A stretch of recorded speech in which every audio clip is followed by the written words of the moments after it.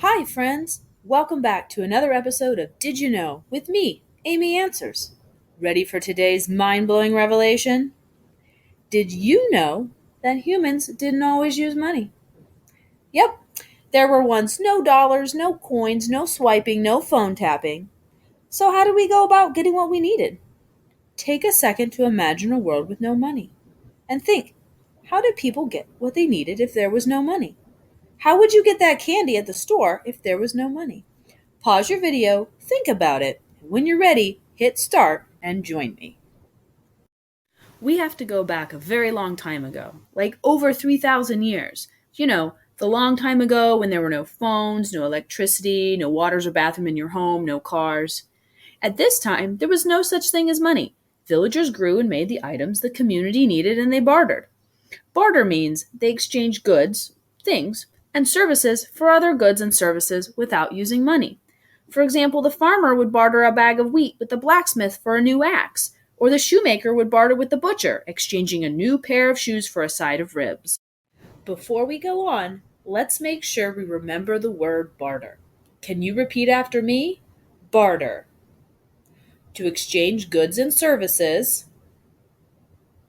for other goods and services without using money. This system of economy worked well for small communities, but the population kept getting bigger and bigger, and the people kept traveling further and further away. Also, what happened when a person didn't have any good or service another person needed? For example, all the farmer has to offer is sweet potatoes, but nobody in town needs or wants any sweet potatoes. To solve these problems, people started to use early forms of money. For example, whale's teeth, barley, feathers, rice, seashells. These were used by different communities as forms of payment. I'll give you 10 whale teeth for a bushel of wheat. This may seem silly to us, but as long as the community trusted each other and all valued the same form of money, the system worked. But problems arose here too.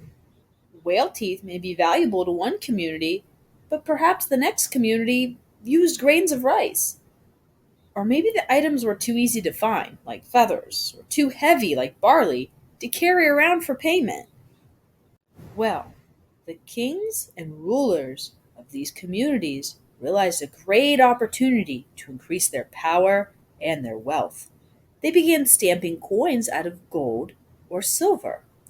This allowed people across various communities to better exchange goods and services, and it allowed the rulers to collect taxes.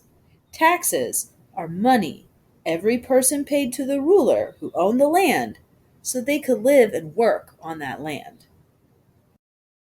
Now, the farmer could sell his sweet potatoes to any person who wanted them and use the coins to buy goods and services from any other person, whether they wanted sweet potatoes or not. Over time, these gold and silver coins changed into paper money, like we use today, because the coins were very heavy, took up lots of room, and they were difficult to keep safe and to transport. People could take their coins to the bank in exchange for paper money. They could also take their paper money back to the bank and get their gold and silver in return. Once again, as long as the people trusted that their paper money was as good as gold, the system worked. And people could travel long distances with this paper money, as long as the ruler issuing the paper money was trusted to pay in gold and silver if needed. So, do people barter anymore today? Have you ever bartered with your friends? Pause and think. Have you ever given your friend something in exchange for them giving you something? I did the other day. I gave my friend 6 race cars for his super cool ambulance transformer. Family and friends may barter, and some people still do in small communities. My uncle, who's a lawyer, lets people who can't pay for his help mow his lawn, rake his leaves, bring him food from their garden. You might not be able to barter at Walmart, but you yourself can use bartering to help others in your community or as a great way to reuse items instead of buying new ones. Like how instead of buying a new transformer, I bartered with my friends some cars I don't really use anymore. Well, it's time for me to go. Thanks for hanging out.